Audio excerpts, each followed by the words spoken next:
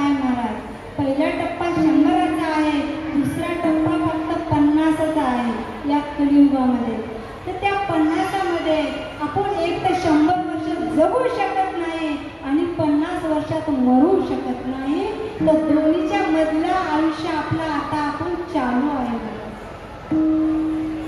दुसरा टप्पा फक्त कलियुगामध्ये 50 वर्ष गेला आणि तिसरा टप्पा फक्त 25 वर्ष आणि चौथा टप्पा फक्त कलीच्या शेवटला 12.5 वर्षाचं माणसं जगणार आहे. एक कलियुगाचा इतिहास आहे.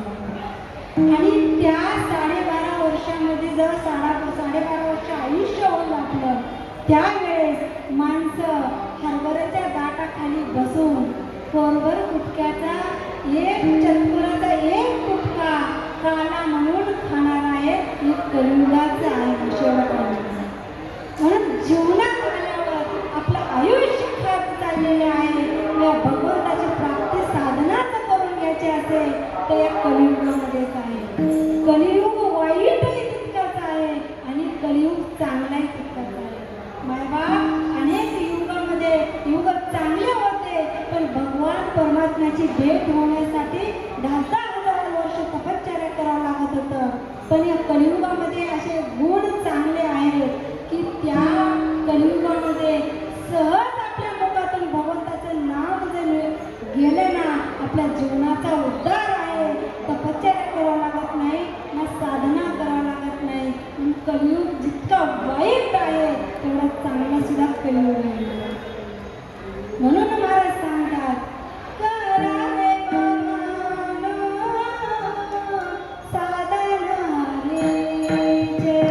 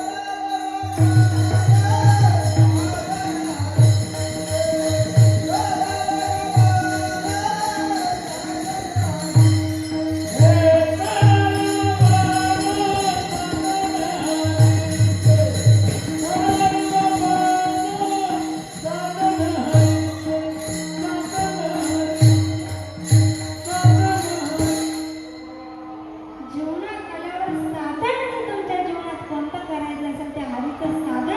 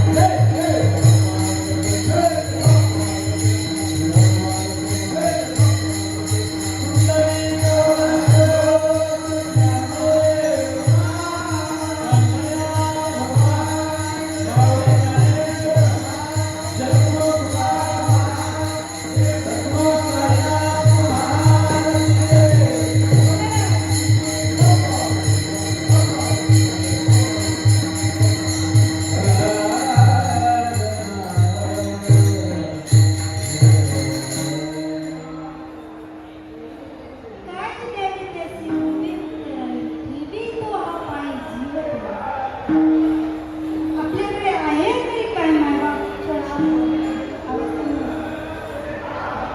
जीवनात आल्यावरती माणसाने काय केलं पाहिजे?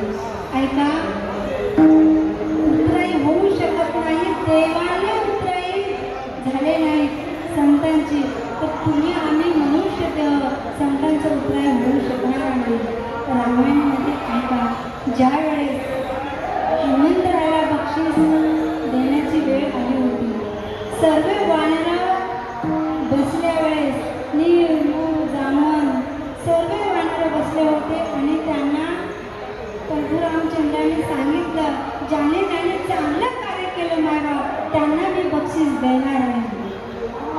जेव्हा राजसभेमध्ये सर्वांना बक्षीस देण्यासाठी बसवले होते, त्या टाइमला हनुमंतराय सुद्धा होते. सर्वात महान भक्त जर कोण असतील तर हनुमंतराय. सर्वांना बक्षीस दिलं महाराज. ज्यांनी काही कार्य केले नाही त्यांचं सुद्धा नाव लिस्टमध्ये होतं. सर्वांना बक्षीस देणं झालं, पण हनुमंतरायाला मात्र म्हणजे रामप्रभूने काहीच बक्षीस दिलं नाही.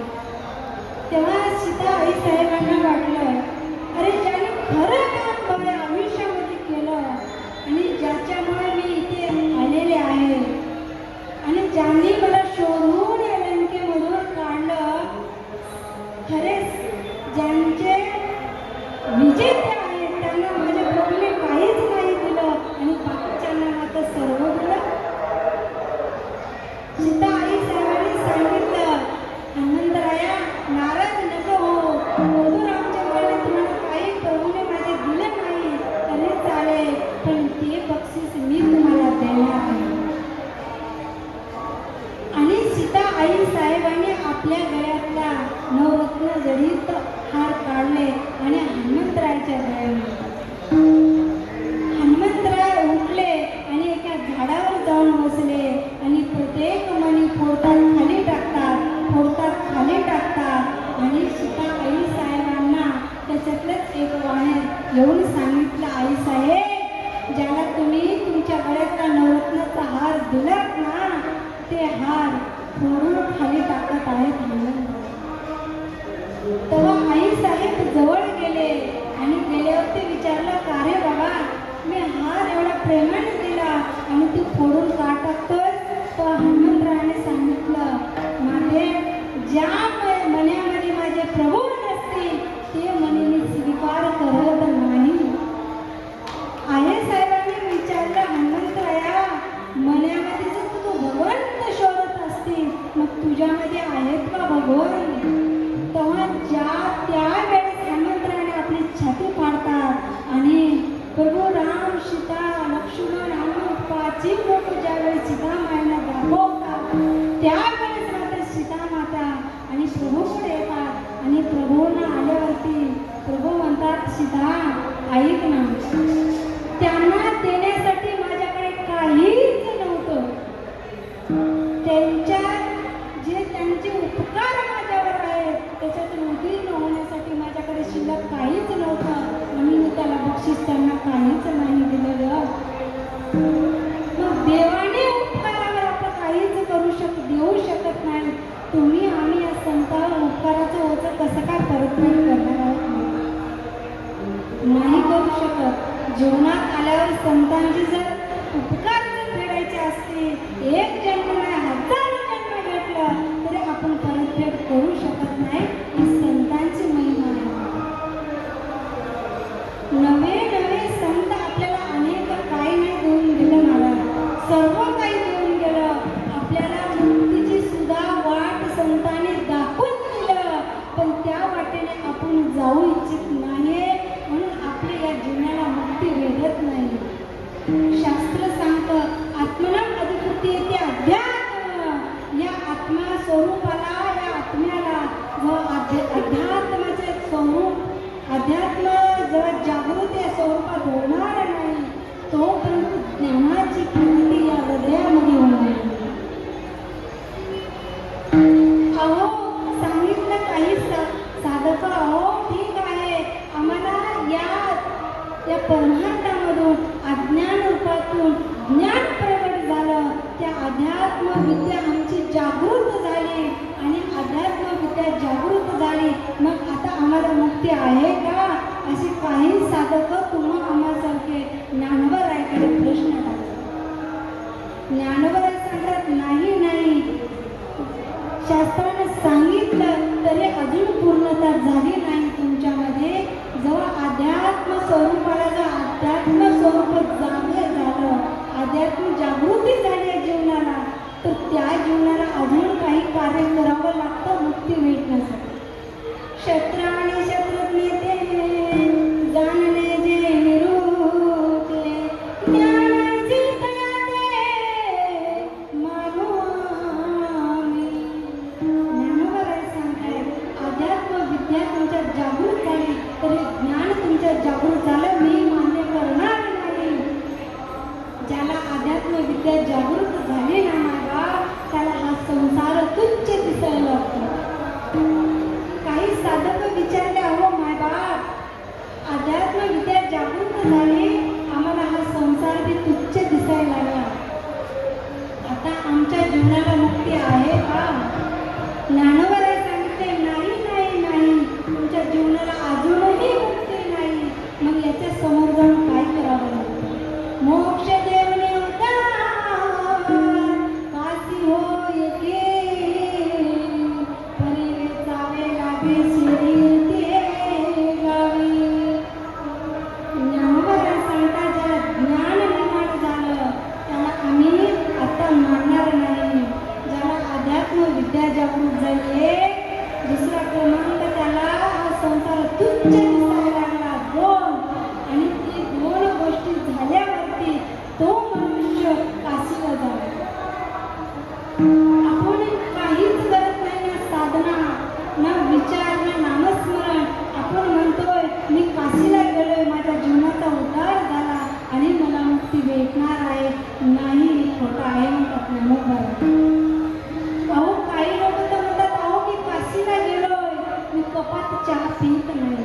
काशीचा आणि कपाचा काही सवाल कुठेच शास्त्राने नाही सांगितलं महाराज. मग कपात नाही पीत तर का भगवत पिणार आहोत का?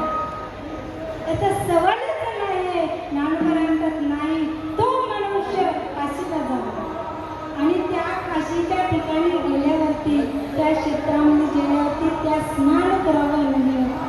स्नान केल्यावरती तीर्थाचं स्नान झालं, ते मनुष्य मंदिरात जावं. पुण्या काशी ईश्वराच्या मंदिरामध्ये दिवसातून 2 वेळा तारक मंत्राचं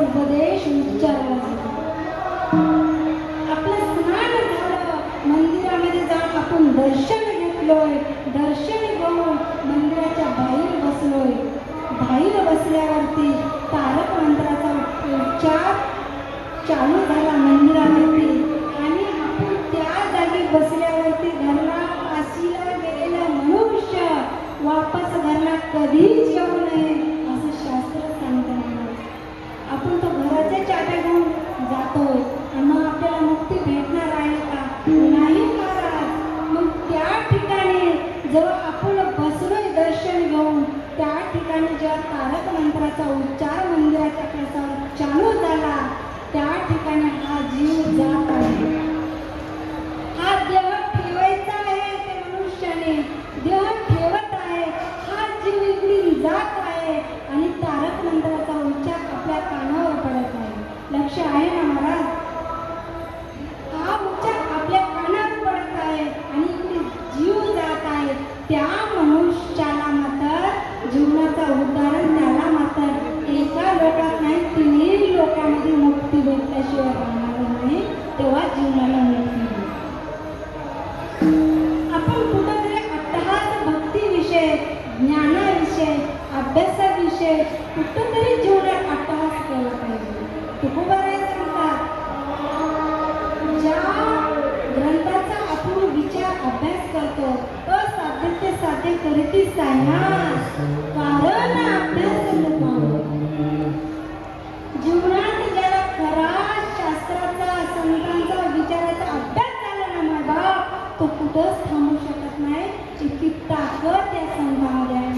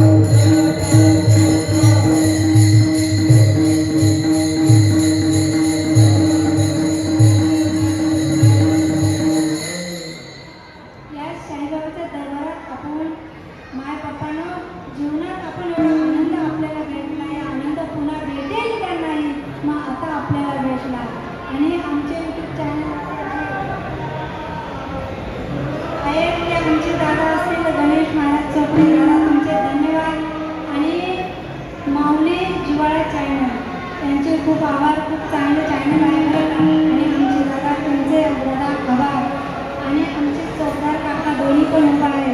काका तुमचे आभार आणि सर्व आमचे मंडळी श्रेष्ठ आणि सर्व जे मंडळी आहेत सर्वांचे आभार.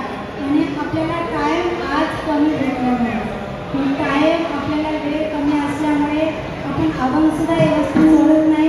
शेवटचा आपल्याला अभंग घेऊन आपण पूर्ण केलं.